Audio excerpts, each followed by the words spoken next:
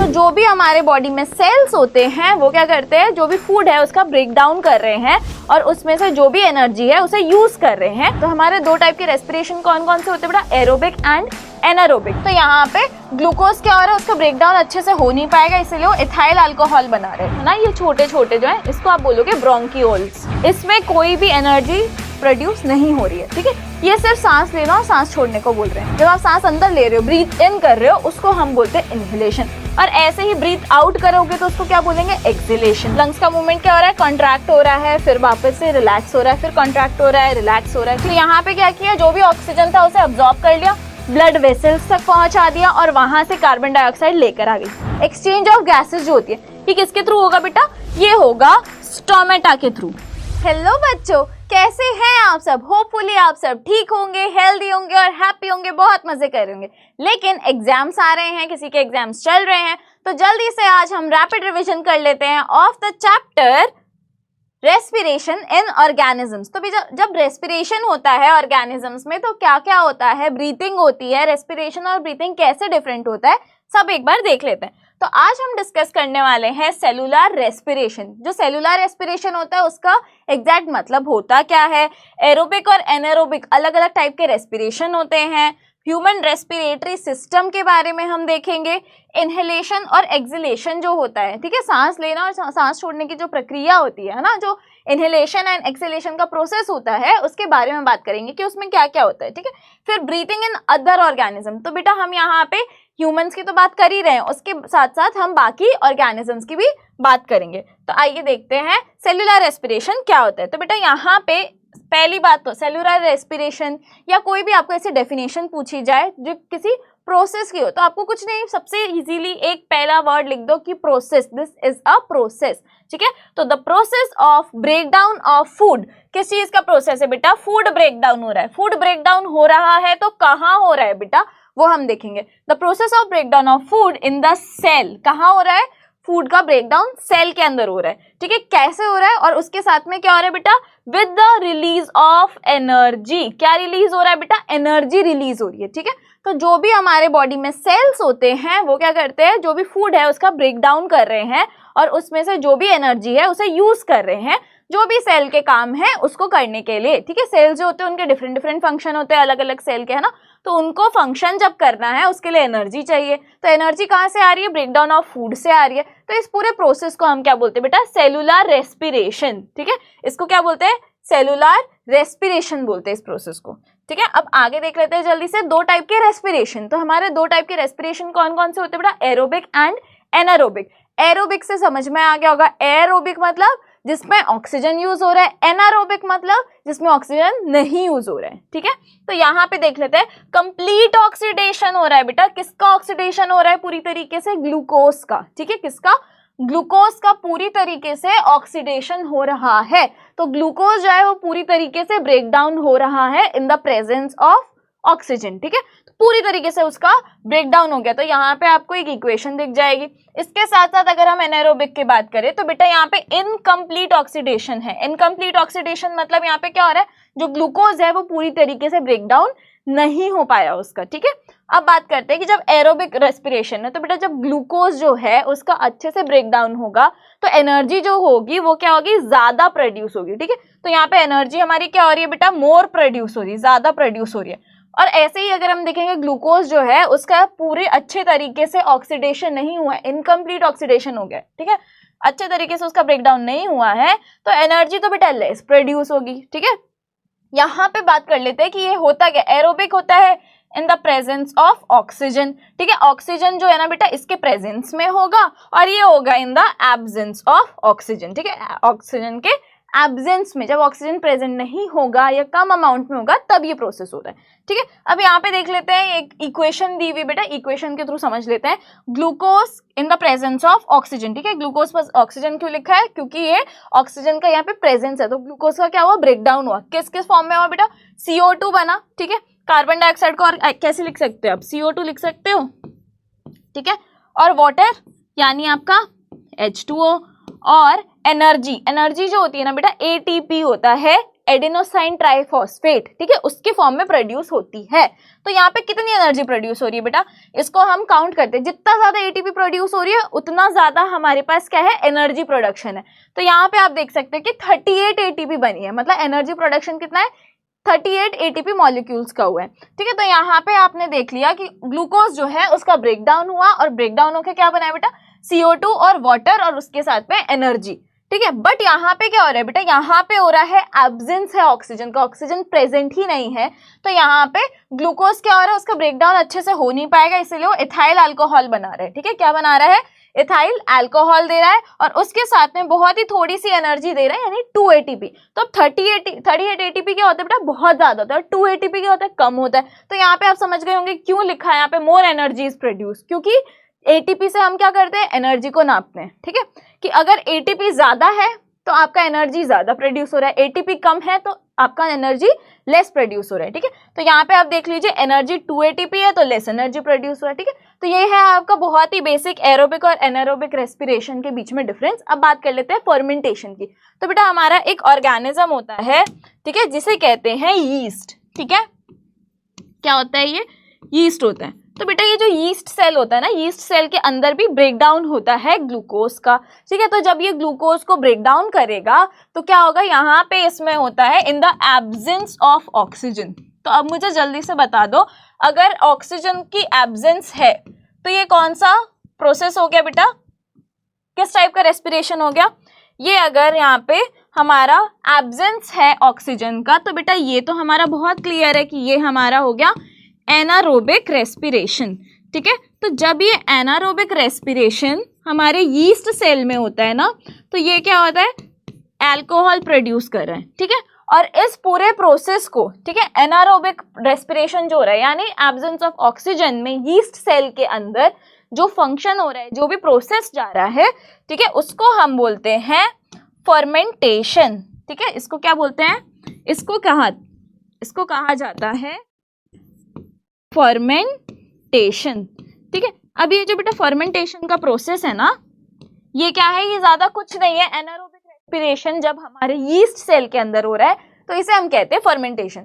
अब ये जो फर्मेंटेशन का प्रोसेस है इसमें अल्कोहल रिलीज हो रहा है, तो इसीलिए हम इसे क्या करते हैं, बहुत इंडस्ट्रियल लेवल पे इसको यूज किया जाता है, ठीक है। इंडस्ट्रियल लेवल पे इसका यूज होता है और क्या क्या बनाने के लिए बेटा, वाइन, बियर, ठीक है, ऐसी बहुत सारे अल्कोहल्स जो होते हैं डिफरेंट डिफरेंट, वो बनाने के लिए इसका यूज होता है। जो फर्मेंटेशन का प्रोसेस है उसके यूजेस आपको कहाँ मिलेंगे, इंडस्ट्रियल लेवल पे जो मिलेंगे। तो उसमें वाइन हो गया, बियर हो गया, या फिर डो मेकिंग जो होता है ना, उसमें भी आपका फर्मेंटेशन यूज हो रहा है, ठीक है। जो भी आपकी बेकरी वाली इंडस्ट्री है उसमें क्या हो रहा है, डो बन रहा है किसी भी चीज का, है ना, या फिर चीज हो गया, वो भी फर्मेंट होके बनता है। तो फर्मेंटेशन इन सब जगहों पे यूज होता है, ठीक है, एट इंडस्ट्रियल लेवल। आगे बात करते हैं ह्यूमन रेस्पिरेटरी सिस्टम की। तो बेटा ह्यूमन जो है ना, उनका एक रेस्पिरेटरी सिस्टम है। रेस्पिरेटरी सिस्टम मतलब बहुत सारे ऑर्गन्स को मिला के बनता है आपका एक सिस्टम, ठीक है। सबसे छोटा जो आपका होता है वो है सेल, ठीक है। आपकी जो बॉडी है उसमें सबसे छोटा यूनिट जो होता है, फंडामेंटल यूनिट, जिससे आपका पूरा बॉडी बनना स्टार्ट होता है, ठीक है। तो एक सेल से होता है, फिर धीरे धीरे धीरे धीरे करके वो सेल्स डिवाइड होते जाते हैं, मल्टीप्लाई होते जाते हैं और फिर आपका पूरा बॉडी बनता है, ठीक है। तो ये जो सेल है ना बेटा, ये सेल्स मिला के, बहुत सारे सेल्स मिला के बनाते हैं टिश्यूज, ठीक है। तो अभी यहाँ पे हम बात करें कि इस सेल के अंदर जब फूड का ब्रेकडाउन हो रहा है और एनर्जी बन रही है, उसके बारे में सेलुलर रेस्पिरेशन बोलते हैं उसे, है ना, उसके बारे में बात करें। तो यहाँ पे जब बहुत सारे सेल्स मिलके बनाते हैं टिश्यू, बहुत सारे टिश्यूज मिलके बनाते हैं ऑर्गन, ठीक है। और बहुत सारे ऑर्गन्स जब होते हैं, ठीक है, जैसे आपका नेजल कैविटी जो होता है, ठीक है, कि नेजल कैविटी एक ऑर्गन हो गया, लैरिंग्स आपका जो वॉइस बॉक्स होता है वो एक ऑर्गन हो गया, है ना, ट्रैकिया हो गया, ब्रोंकाई हो गए, लंग्स हो गया, डायफ्राम हो गया, ये अलग अलग ऑर्गन है बेटा। जब ये पूरा एक साथ मिलता है तो ये बना देता है एक ऑर्गन सिस्टम, ठीक है। ये क्या बना रहा है, एक ऑर्गन सिस्टम बना रहा है। और ये ऑर्गन सिस्टम जो है आपका कौन सा बन रहा है, ह्यूमन रेस्पिरेटरी सिस्टम, ठीक है। जो ह्यूमंस हैं हम, है ना, हमारे अंदर का जो रेस्पिरेटरी सिस्टम है वो बन रहा है। और फिर ये बहुत सारे ऑर्गन सिस्टम्स जो होते हैं वो मिलके बनाते हैं कोई भी ह्यूमन या फिर किसी भी ऑर्गेनिज्म को, ठीक है। किसी भी ऑर्गेनिज्म को कौन बनाता है, उनका पूरा ऑर्गन सिस्टम जो होता है वो मिलके बनाता है एक ऑर्गेनिज्म को, ठीक है। तो यहाँ पे तो ये पूरी बात हो गई हमारी। इसके अलावा हम एक बार ये देख लेते हैं कि nasal cavity, larynx, trachea, bronchi, lungs, diaphragm ये क्या है, कहाँ होते हैं, ठीक है, कैसे होते हैं। तो इसके लिए मेरे पास है बहुत ही बढ़िया सा चीज आपको दिखाने के लिए, जो कि है आपका ह्यूमन रेस्पिरेटरी सिस्टम, ठीक है। तो यहाँ पे हम देखेंगे अभी ह्यूमन रेस्पिरेटरी सिस्टम, और आपको बहुत सारे डाउट जो आपके रहते हैं वो हो जाएंगे क्लियर, ठीक है। तो यहाँ पे आप देख सकते हैं बेटा, आपका जो भी आप सांस ले रहे हो, ठीक है, जब आप सांस ले रहे हो उसके बाद वो कहाँ जा रहा है, लैरिंग्स के थ्रू, ठीक है, लैरिंग्स के थ्रू। यहाँ पे आपको लैरिंग्स दिख रहा है ना, ये जो आपका वॉइस बॉक्स है, इस लैरिंग्स के थ्रू ये क्या होता है, नीचे जाता है। यहाँ पे जो आपको दिख रहा है ये है ट्रैकिया, ठीक है, ये क्या है बेटा, ये है ट्रैकिया। यहाँ पे आपको दिख सकता है ये है ट्रैकिया, ठीक है। ये जो आपका रीजन है इसको आप बोल रहे हो ट्रैकिया। तो सबसे पहले क्या आएगा बेटा, आपका नेजल कैविटी, ठीक है, जहां से आप सांस ले रहे हो। उसके बाद में क्या आया, आपका लैरिंग्स आया, ठीक है, क्या आया आपका, लैरिंग्स आया। लैरिंग्स के बाद में आपका क्या आता है बेटा, ट्रैकिया आ गया, ठीक है। ये जो है ना, इस ट्यूब लाइक स्ट्रक्चर को आप क्या बोलते हो, ट्रैकिया, ठीक है। ट्रैकिया के बाद यहाँ पे आप देख सकते हो, यहाँ पे है आपके ब्रोंकाई, ठीक है, ये जो है ना ये होता है आपके ब्रोंकस, ठीक है। और यहाँ पे आपको जो छोटे छोटे इस तरीके के आगे फर्दर जब ये डिवाइड हो जाते हैं, ठीक है, जब ये आगे जाके यहाँ पे फर्दर डिवाइड हो रहे हैं बेटा, ये देखिए है ना, ये छोटे छोटे जो है इसको आप बोलोगे ब्रोंकियोल्स, ठीक है। ये क्या हो गए, ब्रोंकियोल्स हो गए। अब यहाँ पे ये तो आपको पता ही होगा, ये है आपके लंग्स, ठीक है, ये सब आपके क्या हो गए, लंग्स हो गए। और यहाँ पे जो आपको डोम शेप का, ठीक है, यहाँ पे जो आपको डोम शेप का चीज दिख रहा है, जो ऑर्गन दिख रहा है, इसको हम बोलते हैं डायफ्राम, ठीक है, इसे क्या बोलते हैं, डायफ्राम बोलते हैं। अब इसकी मूवमेंट कैसी होती है, लंग्स क्या करता है, सब कुछ हम लोग बात करेंगे, ठीक है। ये आपका पूरा एक रेस्पिरेटरी सिस्टम हो गया, ठीक है। चलिए अब वापस से आ जाते हैं क्लास की तरफ। तो यहाँ पे हमने ये सारे ऑर्गन्स जो होते हैं ना, इनके बारे में तो बात कर ली है, जो बना रहे हैं रेस्पिरेटरी सिस्टम। तो अब देख लेते हैं ब्रीथिंग क्या होता है बेटा। ब्रीथिंग का कुछ एकदम बड़ा सा तोप चीज नहीं है, बहुत ही सिंपल शब्दों में बोलूं तो, जब ऑक्सीजन रिच एयर जो होती है ना बेटा, ऑक्सीजन रिच एयर जो है इसका टेक इन होता है, ठीक है, यानी हमारे बॉडी के अंदर ली जा रही है, ठीक है। और बाहर क्या आता है बेटा, कार्बन डाइऑक्साइड रिच एयर, ठीक है, कार्बन डाइऑक्साइड रिच एयर को जब बाहर निकालते हैं, ठीक है, बाहर होते हैं, ठीक है, यहाँ पे आउट लिख देती हूँ। जब टेक इन हो रहा है, ठीक है, ऑक्सीजन रिच एयर को हम ले रहे हैं और कार्बन डाइऑक्साइड रिच एयर को हमारी बॉडी बाहर निकाल रही है, तो इसे हम कहते हैं ब्रीथिंग, ठीक है। बहुत ही सिंपल सी चीज है। अगर मैं आपको इसे विजुअल फॉर्म में दिखाऊं तो मान लो कि ये हमारा एक इंसान है, ठीक है। जब ये क्या कर रहा है, ऑक्सीजन यानी O2 ऑक्सीजन ले रहा है बॉडी के अंदर, ठीक है, सारे फंक्शंस हो रहे हैं, बॉडी जितने भी फंक्शन है वो कर रही है, और फिर बाहर निकाल रही है CO2, ठीक है, कार्बन डाइऑक्साइड बाहर निकाल रही है। तो इस प्रोसेस को हम बोलते हैं ब्रीथिंग, ठीक है। इसमें कोई भी एनर्जी प्रोड्यूस नहीं हो रही है, ठीक है, ये सिर्फ सांस लेना और सांस छोड़ने को बोल रहे हैं, ठीक है। अब यहाँ पे देख लेते हैं कि ब्रीथिंग और रेस्पिरेशन में क्या डिफरेंस होता है। तो बेटा ब्रीथिंग और रेस्पिरेशन में जो भी डिफरेंसेस होते हैं उनकी बात अगर हम करें तो ब्रीथिंग सबसे पहले कहाँ होती है, रेस्पिरेटरी सिस्टम में होती है, ठीक है। इसका कहाँ पे है, रेस्पिरेटरी सिस्टम के अंदर हो रही है, ठीक है। रेस्पिरेटरी सिस्टम में आपने देखा था नेजल कैविटी, लंग्स सब कुछ आ गया, ठीक है। तो सांस ले रहे हैं। अब यहाँ पे रेस्पिरेशन जो होता है बेटा, फिर वो कहाँ होगा, जब रेस्पिरेटरी सिस्टम में रेस्पिरेशन नहीं हो रहा है तो कहाँ होगा, ये होगा सेल्स के अंदर बेटा, ठीक है। ये क्या होता है, ये सेल्स के अंदर होता है। जो सेल्स होते हैं ना हमारी बॉडी के, एवरी सेल, हर सेल के अंदर होगा, ठीक है। तो यहाँ पे क्या हो रहा है, हर सेल जो है हमारी बॉडी का, उसके अंदर क्या हो रहा है, ब्रेकडाउन ऑफ फूड हो रहा है, जिसकी वजह से एनर्जी रिलीज हो रही है, और उस एनर्जी को हमारे सारे सेल्स यूज करते हैं टू परफॉर्म डिफरेंट फंक्शन, ठीक है, अलग अलग फंक्शंस को परफॉर्म करने के लिए। फिर बात करते हैं अगर हम ब्रीथिंग की, तो बेटा ये इनवॉलेंट्री और वॉलेंट्री दोनों होता है। कैसे, आप इसको कंट्रोल भी कर सकते हो और अगर आप नहीं भी करोगे तो भी ये चलते रहेगा, ठीक है। तो यहाँ पे हमारा हो गया इनवॉलेंट्री भी होता है ये, प्लस ये वॉलेंट्री भी होता है, ठीक है। वेयर एज जो आपका रेस्पिरेशन है ना बेटा, आपके जो सेल्स है उस पर आपका कोई कंट्रोल नहीं है कि आप उसका जो फूड का ब्रेकडाउन है उसे स्टॉप कर सको, ठीक है। तो ये क्या है, ये इनवॉलेंट्री है, इस पे आपका कुछ कंट्रोल नहीं है, ठीक है। तो यहाँ पे हो गया इनवॉलेंट्री है ये रेस्पिरेशन, और जो ब्रीथिंग है वो एक वॉलेंट्री और इनवॉलेंट्री, दोनों चीज है उसमें, ठीक है। अब एक और पॉइंट की बात कर ले अगर हम, तो हमने देखा था तो ब्रीथिंग होता है बेटा सिर्फ सांस लेना और छोड़ना होता है, तो इसमें नो एनर्जी इज प्रोड्यूस, ठीक है, यहाँ पे एनर्जी नहीं प्रोड्यूस हो रही है, ठीक है, नो एनर्जी इज प्रोड्यूस्ड, ठीक है, यहाँ पे एनर्जी प्रोड्यूस नहीं हो रही है। बट यहाँ पे अगर हम देखें तो यहाँ पे बेटा एनर्जी प्रोड्यूस हो रही है, ठीक है, एनर्जी प्रोड्यूस्ड। तो कैसे हो रही है बेटा, जब सेल है, सेल के अंदर ब्रेक डाउन हो रहा है फूड का, तो वहां पे एनर्जी प्रोड्यूस हो रही है in the form of ATP, ठीक है। किसके फॉर्म में होती है बेटा, एटीपी के फॉर्म में एनर्जी प्रोड्यूस हो रही है, एडेनोसाइन ट्राइफॉस्फेट। अभी आपके इसमें इतना इंपॉर्टेंट नहीं होगा, आगे जाके आपको बहुत इंपॉर्टेंट है इन सब का फुल फॉर्म, ठीक है। बात कर लेते हैं इनहेलेशन और एक्सहेलेशन की। इनहेलेशन क्या होता है, सांस अंदर लेना, और एक्सहेलेशन क्या होता है, सांस बाहर छोड़ना, ठीक है। अब इसमें होता क्या है तो एक बार देख लेते हैं। Inhalation is the action of inhaling, यानी अंदर सांस लेना या ब्रीथिंग इन, ठीक है। जब आप सांस अंदर ले रहे हो, ब्रीथ इन कर रहे हो, उसको हम बोलते हैं इनहेलेशन, और ऐसे ही ब्रीथ आउट करोगे तो उसको क्या बोलेंगे, एक्सहेलेशन, ठीक है। अब यहाँ पे क्या होता है बेटा, अभी हमने डायफ्राम देखा था, ठीक है। जो डायफ्राम होता है वो क्या होता है, कॉन्ट्रैक्ट कर देता है, ठीक है। जैसे ही आप सांस अंदर लोगे तो वो क्या होगा, एकदम कॉन्ट्रैक्ट हो जाएगा और कहाँ होगा, फ्लैटन हो जाएगा, नीचे चले जाएगा, ठीक है, बाय मूविंग डाउन। कहाँ उसका मूवमेंट हो रहा है बेटा, मूवमेंट उसका डाउन हो रहा है। वेयरएज यहाँ पे क्या होगा, एक्सहेलेशन, यानी आप सांस बाहर छोड़ दोगे तो जो डायफ्राम है वो फ्लैटन था ना, अब वो वापस से ऊपर आ गया और वो क्या हो गया, रिलैक्स हो गया। क्या हो गया, वो रिलैक्स हो गया, और उसका मूवमेंट क्या हुआ बेटा, अपसाइड आ गया, और वापस से वो डोम शेप का, जिस शेप का था वो वापस से बन गया। अब यहाँ पे रिब केज का क्या मूवमेंट हो रहा है बेटा, जैसे ही आप सांस लोगे ना तो आप देखोगे ये लिया तो आपका रिब केज क्या हो, बाहर की तरफ आया, ठीक है। तो rib cage moves forward and outward, ठीक है, आगे की तरफ मूवमेंट हो रहा है और बाहर की तरफ मूवमेंट हो रहा है, ठीक है। अब यहाँ पे वापस से आप सांस छोड़ोगे तो आप देखोगे कि आप रिलैक्स हो जाते हो और बहुत आपका डाउनवर्ड मूवमेंट हो रहा है। किसका, रिब केज जो है ना, जो आपका लंग्स को प्रोटेक्ट कर रहा है, उसका जो मूवमेंट है वो क्या हुआ, डाउनवर्ड हुआ और इनवर्ड हुआ, अंदर की तरफ, नीचे और अंदर, ठीक है।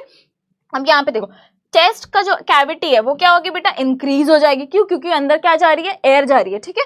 तो चेस्ट की कैविटी क्या हो जाएगी, बढ़ जाएगी। वेयर एज यहाँ पे चेस्ट कैविटी क्या होती है, डिक्रीज हो जाती है, ठीक है। लंग्स क्या हो जाते हैं, जब हम सांस लेते हैं तो लंग्स इन्फ्लेट हो जाते हैं और हम सांस छोड़ेंगे तो डिफ्लेट हो जाएंगे, ठीक है। तो यहाँ पे क्या हो गया, lungs are inflated and lungs are deflated in the case of inhalation and exhalation respectively. Then यहाँ पे बहुत इंपॉर्टेंट बात बेटा, यहाँ पे ऑक्सीजन कहाँ जा रहा है, इनहेल कर रहे हो आप तो ऑक्सीजन कहाँ जा रहा है, ब्लड के अंदर जा रहा है। वेयर एज एक्सहेलेशन, जब आप बाहर छोड़ रहे हो तो क्या होगा, कार्बन डाइऑक्साइड बाहर जा रहा है, कहाँ से, ब्लड के बाहर जा रहा है, ठीक है। ब्लड के अंदर क्या जाएगा, ऑक्सीजन इनहेलेशन में, और ब्लड के बाहर क्या जाएगा, कार्बन डाइऑक्साइड एक्सहेलेशन में, ठीक है। एक बार इसको भी बहुत अच्छे से समझ लेते हैं हम, है ना। यहाँ पे अगर आप देखेंगे बहुत ही बढ़िया सा आपको दिखेगा इनहेलेशन और एक्सहेलेशन का प्रोसेस, ठीक है। तो यहाँ पे आपका ये रिब्स दिख रहा है आपको, है ना, रिब्स का मूवमेंट दिख रहा है। रिब्स का मूवमेंट क्या हो रहा है, आउटवर्ड इनवर्ड इस तरीके से हो रहा है, ठीक है। यहाँ पे आपका डायफ्राम है, आप डायफ्राम को भी अच्छे से देख सकते हैं, ठीक है। ये देखिए डायफ्राम क्या कर रहा है बेटा, उसका मूवमेंट क्या हो रहा है, इनवर्ड हो रहा है, ठीक है, ऊपर जा रहा है, नीचे आ रहा है, ठीक है।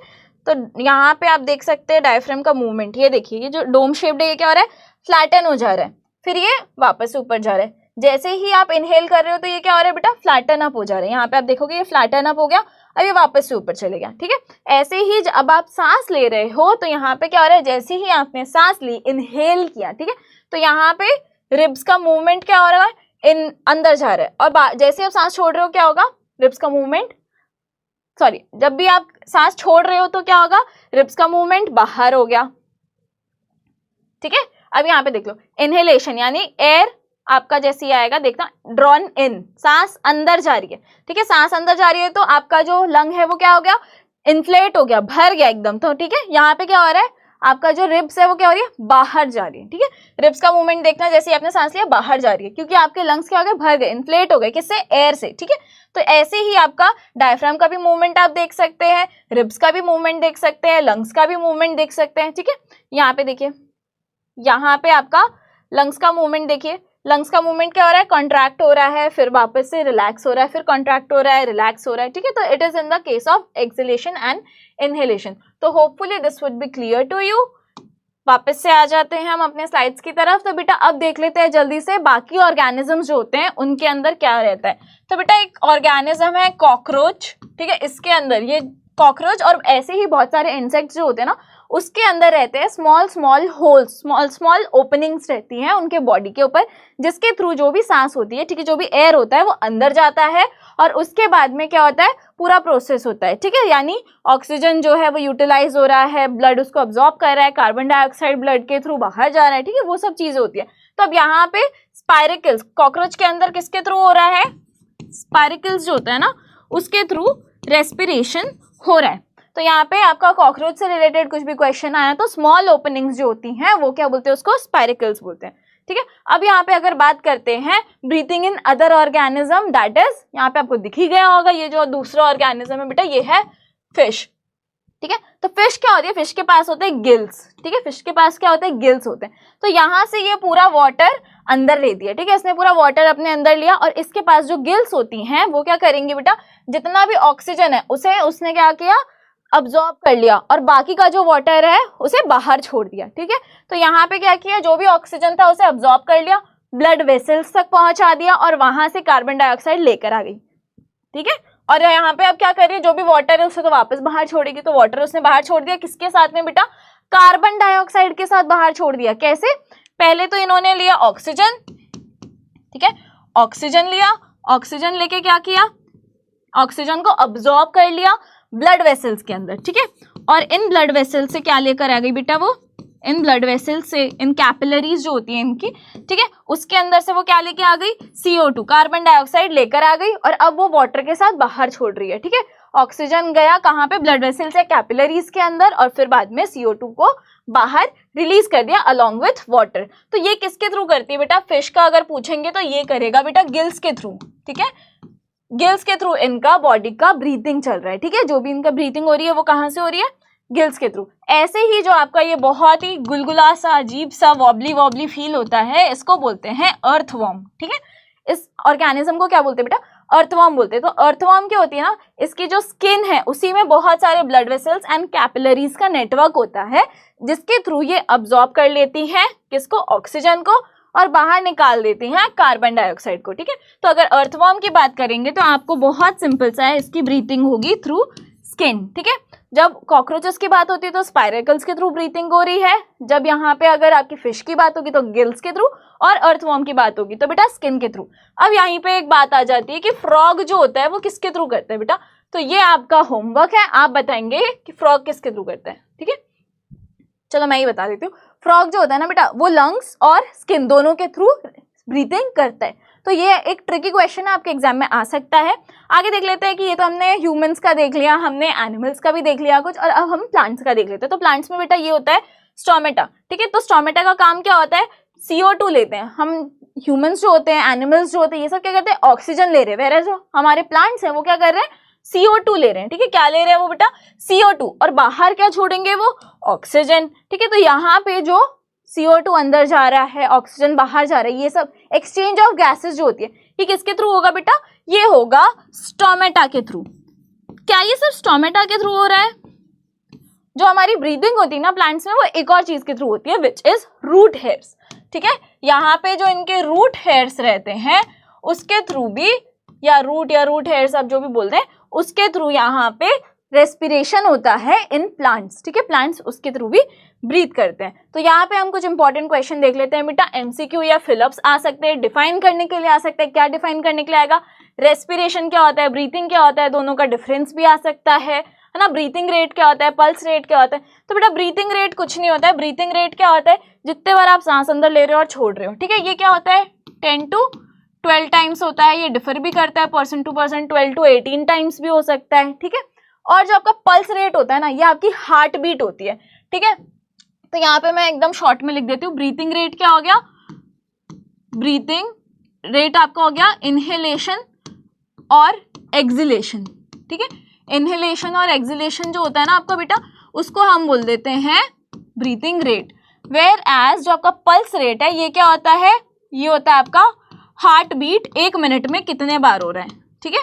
1 मिनट में कितने बार आपका हार्ट बीट हो रहा है, which is approximately 72 to 100 times जो रहता है वो, ठीक है, उसको हम पल्स रेट बोलते हैं। फिर यहाँ पे ट्रू एंड फॉल्स आ सकते हैं, मैच आ सकता है, गिव वन वर्ड आ सकता है, गिव एग्जाम्पल्स आ सकते हैं। किस चीज के एग्जाम्पल आएंगे बेटा? रेस्पिरेशन गिल्स के थ्रू, स्पाइरिकल्स के थ्रू, स्किन के थ्रू, किस किस ऑर्गेनिज्म में हो रही है उसका नाम पूछ सकते हैं एग्जाम्पल देने के लिए। डिफरेंशिएशन आ सकता है रेस्पिरेशन ब्रीथिंग में या इनहेलेशन एक्सहेलेशन के प्रोसेस में, ठीक है। और एक बहुत सा इंपॉर्टेंट सा क्वेश्चन है, explain the process of inhalation and exhalation diagrammatically. तो हमने डायग्रामेटिकली इनहेलेशन और एक्सहेलेशन दोनों देखा था, तो वो आपका एक बहुत इंपॉर्टेंट क्वेश्चन है। अब जिनके एग्जाम्स हो गए हैं वो बताएंगे मुझे कि कौन सा क्वेश्चन आ चुका है और कौन सा क्वेश्चन आया था उनके एग्जाम में जो आपने अटेम्प्ट किया है या नहीं कर पाए, जो इनमें से था। और जिनका एग्जाम अभी बाकी है तो all the best, hope you will have fun और बहुत अच्छे से आप रिवाइज कर पाओगे। Thank you everyone.